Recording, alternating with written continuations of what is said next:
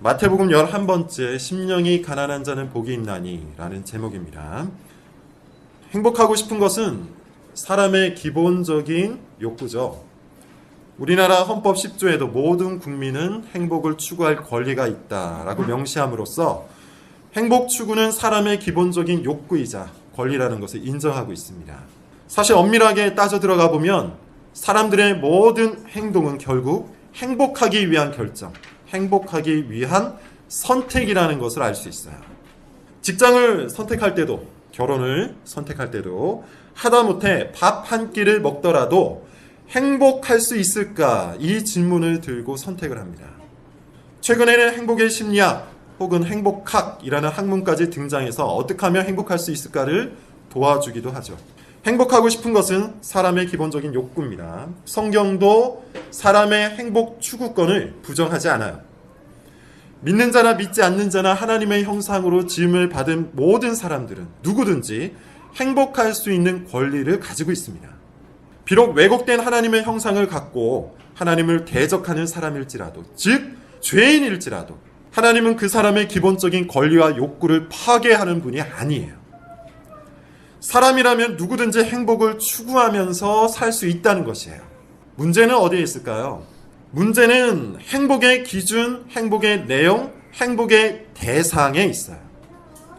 죄인이 느끼는 행복, 죄인이 추구하는 행복, 죄인이 행복해하는 대상은 철저히 우상숭배적입니다. 반하나님적이에요. 죄인은 하나님의 말씀을 먹는 기쁨보다도 맛있는 음식을 먹는 기쁨이 훨씬 더 큽니다. 죄인은 하나님께 의지하는 기도의 즐거움보다 돈을 벌고 평판을 얻고 사람 관계를 쌓으면서 자기 능력대로 일이 술술 풀리는 즐거움이 항상 더 커요. 죄인은 하나님을 예배하는 일보다, 하나님을 섬기는 일보다 자기 자신을 만족시키는 일에서 더 큰 행복을 느낀다는 겁니다. 죄인은 하나님 품속에서 행복을 느끼지 못해요. 반면에 성도는 어떻습니까? 가끔씩 그리스도인의 경건 생활을 오해하는 사람들이 있습니다. 웃음기를 제거하고 인상 팍팍 쓰면서 일부러 고통을 자처하는 것이라고 착각하는 사람들이 있어요. 이 땅에 존재하는 기쁨과 행복을 맛보면 큰일 나는 것처럼, 불경건한 것처럼 정죄하는 사람까지 있습니다. 그러나 이것은 틀린 생각이에요. 잘못된 생각입니다. 성도는 천국의 기쁨과 영광을 바라보는 동시에 이 땅에서도 행복한 존재예요. 하나님께서는 물리적인 세상을 창조하시고 자신의 백성들에게 복을 주세요.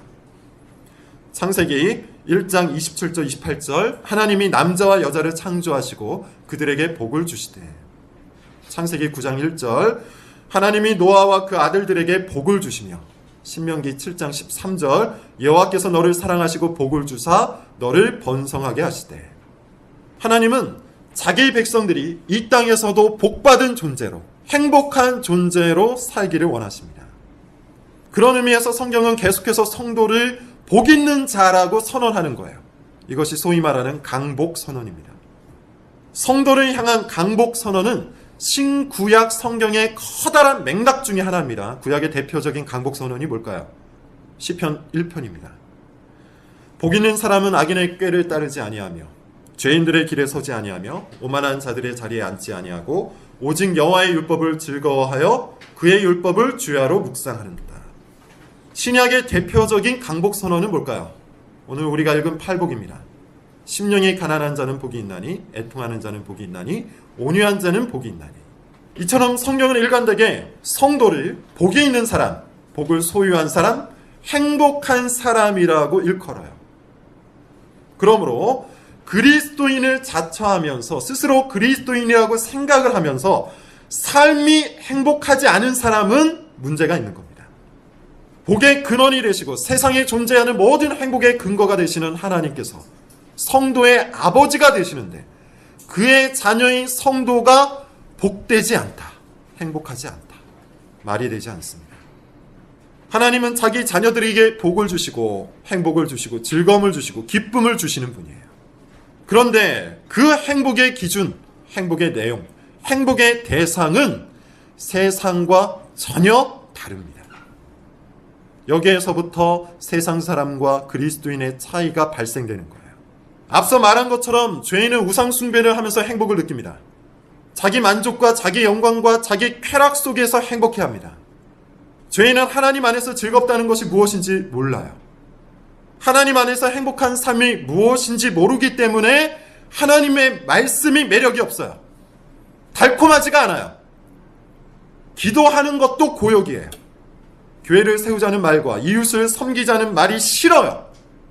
십자가의 길을 걷자는 가르침을 뜬구름 잡는 소리라고 생각을 해요.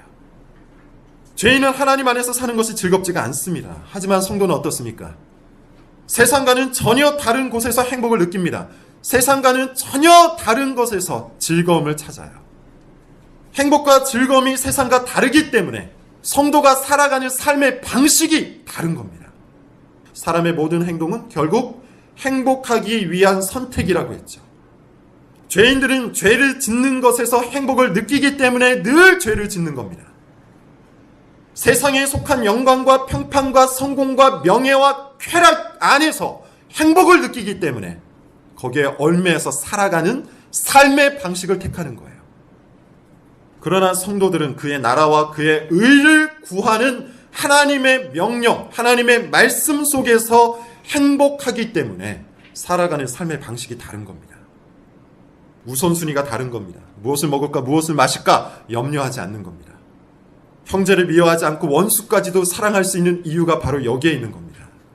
하나님 안에서 행복을 느끼기 때문에 이 모든 행동들이 가능하다는 거예요. 따라서 산상수훈이 8가지 복으로 시작하는 것은 논리적으로 당연한 거예요.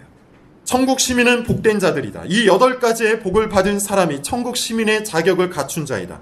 너희들은 이 8가지를 행복이라고 여기는 사람들이기 때문에 이와 같은 하나님의 말씀을 지킬 수 있는 것이다. 이런 식의 구조가 성립된다는 것이죠. 다시 말해서 산상수훈의 그 높은 윤리들은 성도들을 고통스럽게 만드는 것이 아니라 행복하게 만든다는 거예요. 그래서 그 말씀을 성도는 지킬 수 있는 거예요. 행복하기 때문에, 즐겁기 때문에, 감사하기 때문에, 하나님을 사랑하기 때문에 이 모든 말씀을 성도는 지킵니다. 하이델베르크 구신문, 새 사람으로 다시 사는 것은 무엇입니까? 답변이 이렇습니다. 그리스도로 말미암아 하나님 안에서 마음으로 즐거워하고 하나님의 뜻에 따라 모든 선을 행하며 사는 것을 사랑하고 기뻐하는 것입니다. 하나님의 뜻을 사랑하고 기뻐할 때, 마음을 다해서 즐거워할 때, 그때야 비로소 하나님의 말씀을 순종할 수 있어요. 완벽히 순종이 가능하다. 약간의 흠이라도 있으면 실패한 것이다. 이런 완전주의 행위론을 말하고 있는 것이 아닙니다. 마음을 다해서 하나님을 사랑하는 사람도 때로 실패할 수 있어요. 순종이 실패하고 때로 죄를 지을 수도 있어요. 그러나 하나님 안에서 행복을 누리는 사람은 절망하지 않고 다시 말씀 안에 서고자 노력합니다. 회개하고 돌이켜서 순종하려고 애를 씁니다. 그러나 죄인은 그렇지 않아요. 죄인은 전제가 달라요. 죄인들은 하나님의 말씀을 즐거워하지 않아요. 하나님 안에서 사는 것을 행복해하지 않아요. 다만 사람들의 평판과 눈치 때문에 어쩔 수 없이 가끔 말씀을 지킬 뿐이에요. 가끔 말씀에 순종했다는 것, 그것에 뿌듯함을 느낄 뿐이에요. 그런 의미에서 산상수훈 설교를 들을 때, 특별히 팔복 설교를 들을 때 3가지에 유의하시면서 들으셔야 됩니다. 첫째, 산상수훈은 구원을 위한 조건이 아니에요. 조건이 아닙니다. 산상수훈 설교를 들으면서 행위 구원론적으로 이해해서는 안 된다는 말이에요.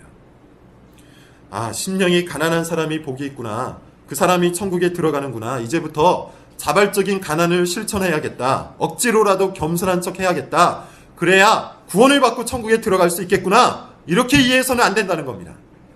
산상수훈은 제자도라고 했어요. 산상수훈은 제자들이 가는 길입니다. 성경의 순서를 한번 잘 보십시오. 제자로 부르심이 먼저였습니까? 산상수훈을 말씀하신 것이 먼저였습니까? 먼저 제자로 불러주셨어요. 산상수훈은 제자의 조건이 아니라 제자가 살아가야 하는 삶의 방식으로 주어진 거예요.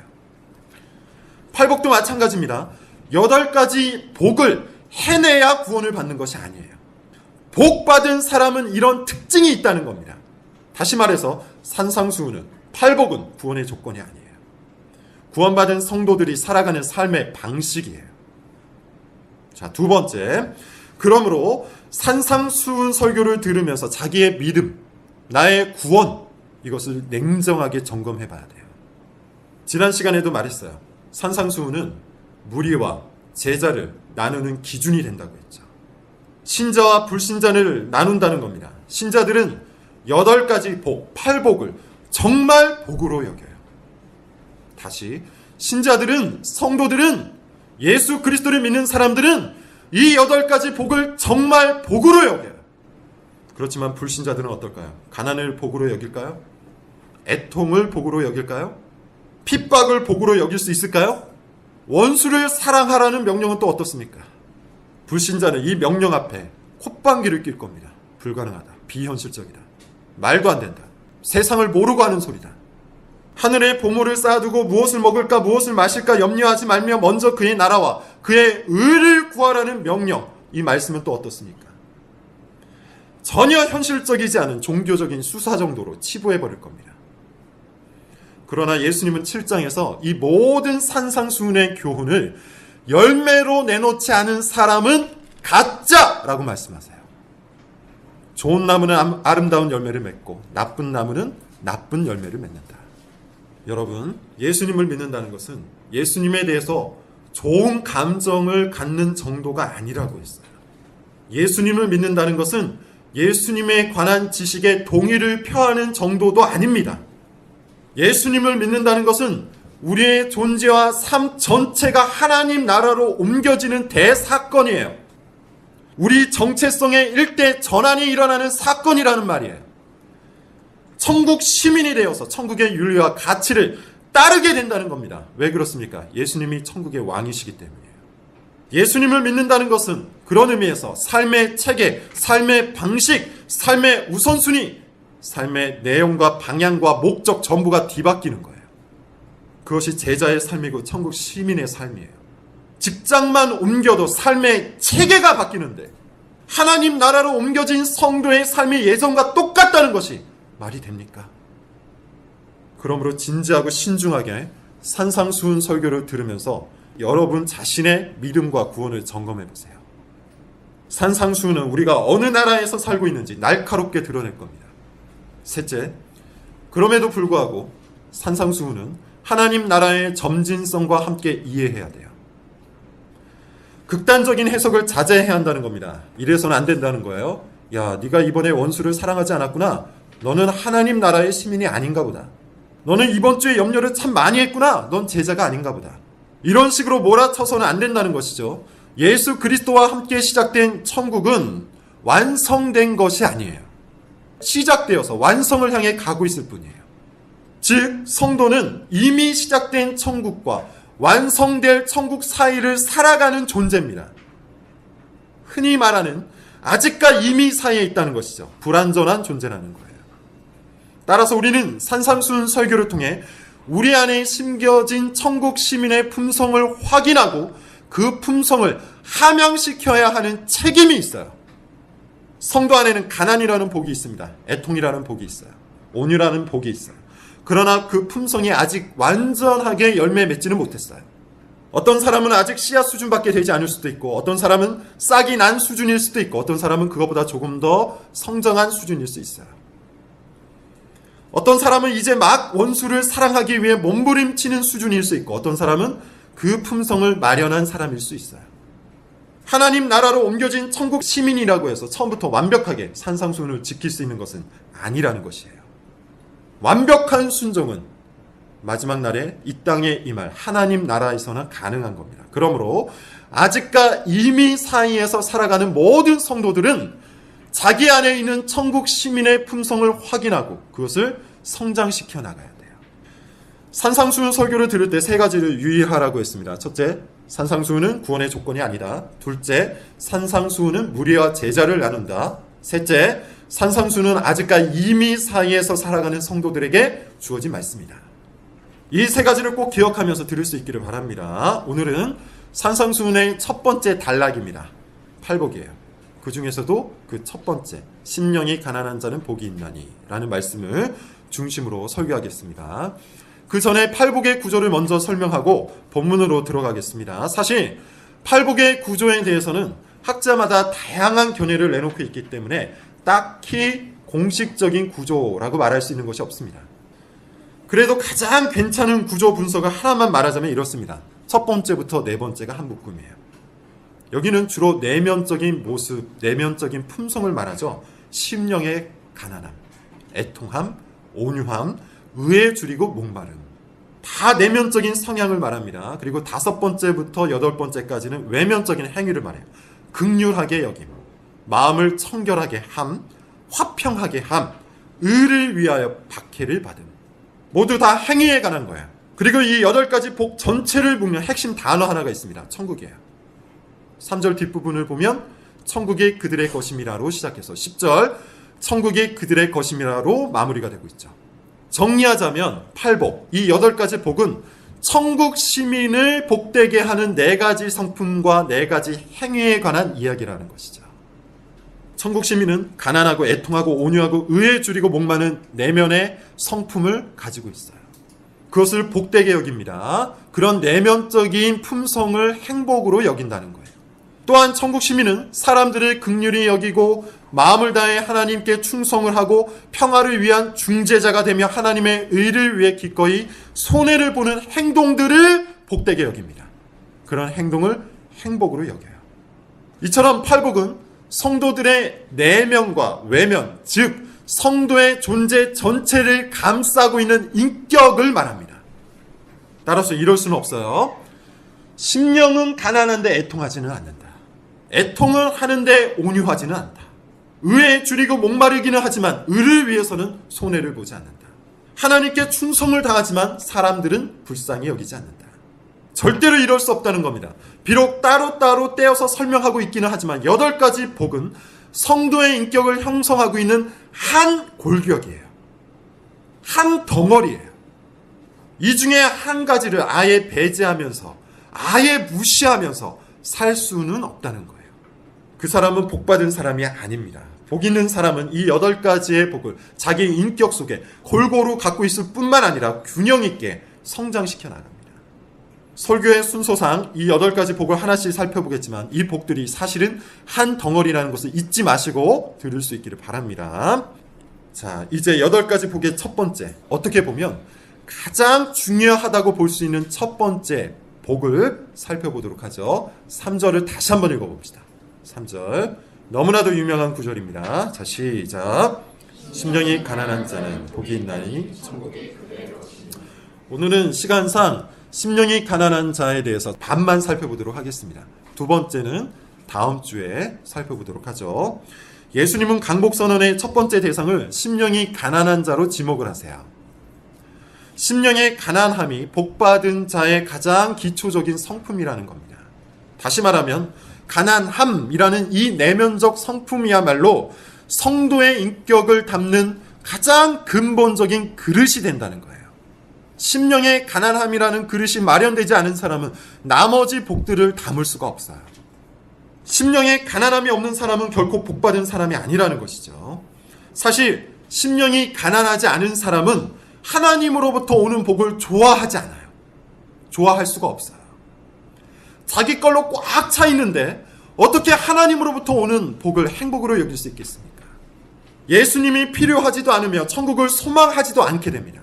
그런 의미에서 심령의 가난함은 성도의 가장 중요한 특징이라고 말해도 과언이 아니에요. 그렇다면 심령이 가난하다는 말은 도대체 무슨 뜻일까요?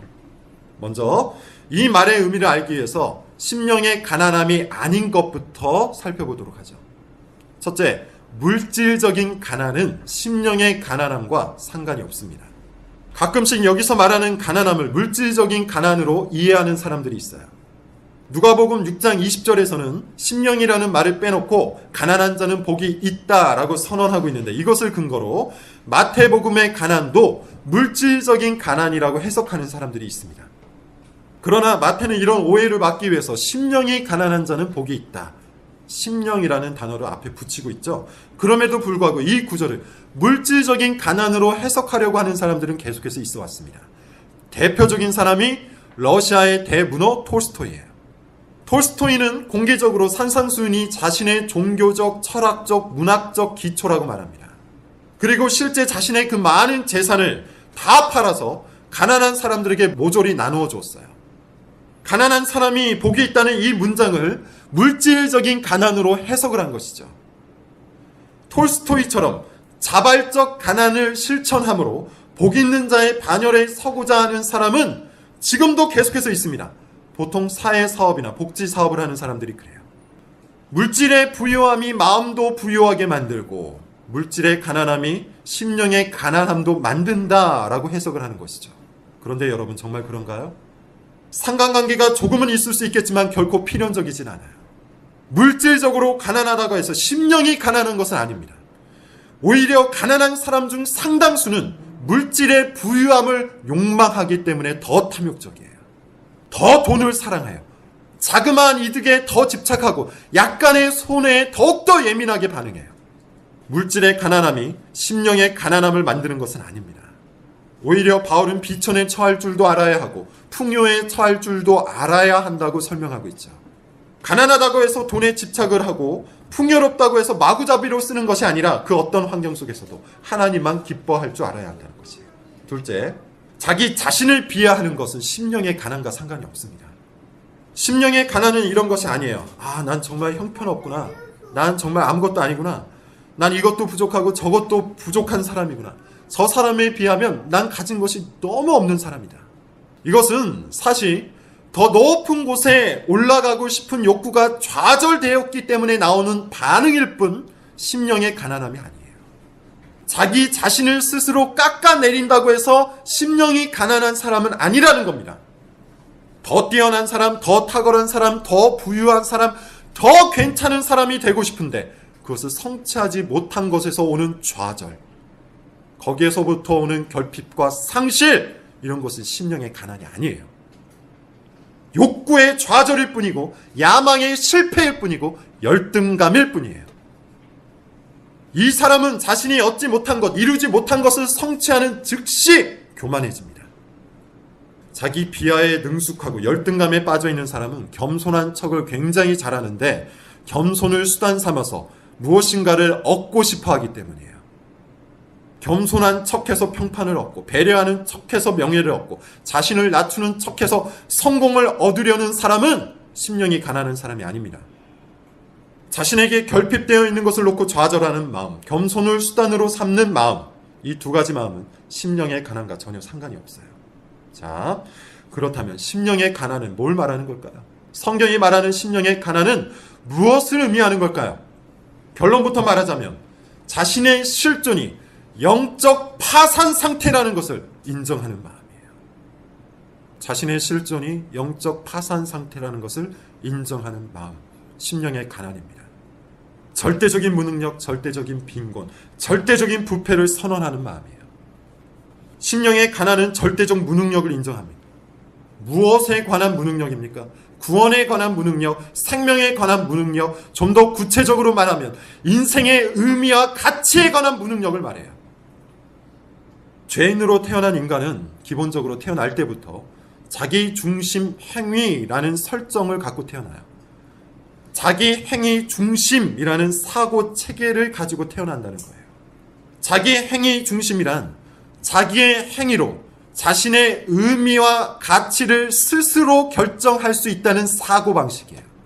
다시, 자기 행위 중심이라는 것은 자신의 행위를 통해서 자신의 가치와 의미를 발생시킬 수 있다고 믿는 사고체계예요. 여러분들은 자신의 가치를 어떻게 결정합니까? 좀 더 구체적으로, 여러분들은 내가 가치 있다는 느낌을 어디에서 얻습니까?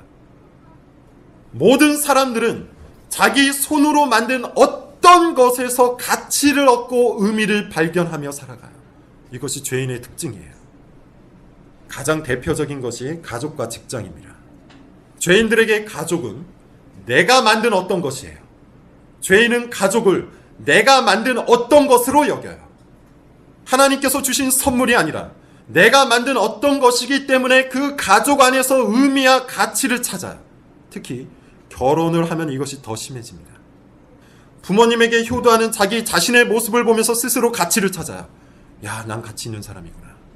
배우자에게 잘해주는 자기의 모습 때문에 스스로 의미를 얻어요. 내가 이렇게 행동하는 것을 보니 나는 의미 있는 사람이구나. 특히 내가 만든 자녀를 통해서는 더욱더 큰 의미와 가치를 찾습니다. 나를 중심으로 내가 하는 행위 안에서 가치와 의미를 찾는 거예요. 직장도 마찬가지입니다.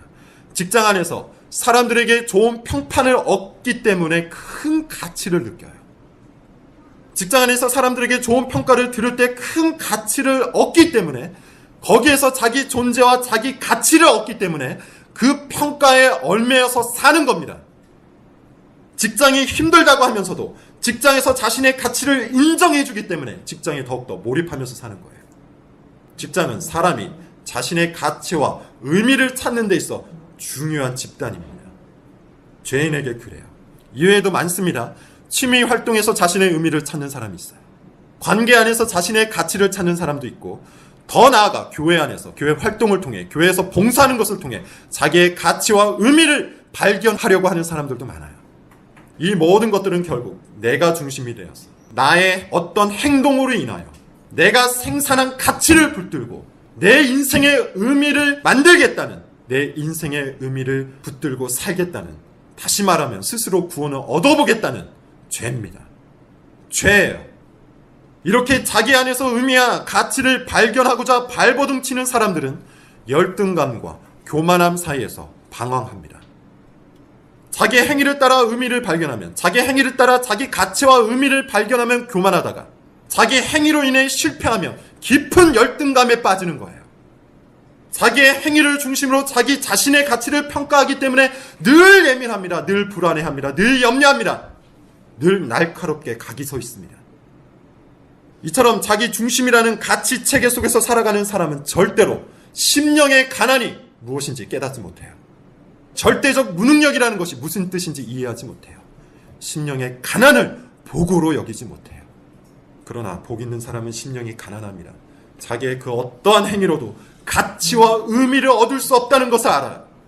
복 있는 사람은 사람들에게 평판을 얻기 위한 나의 행동이 나 자신의 본질적인 가치를 만들어낼 수 없다는 것을 알아요. 복 있는 사람은 직업적인 성취도 나 자신을 가치 있게 만들지 못한다는 것을 깨달아요. 심지어 가족 안에서, 부모님과의 관계 안에서, 배우자와의 관계 안에서, 자녀와의 관계 안에서 이를 위한 나의 그 어떠한 노력도, 나의 그 어떠한 행위도 나의 가치와 의미를 만들어내지 못한다는 것을 알아요.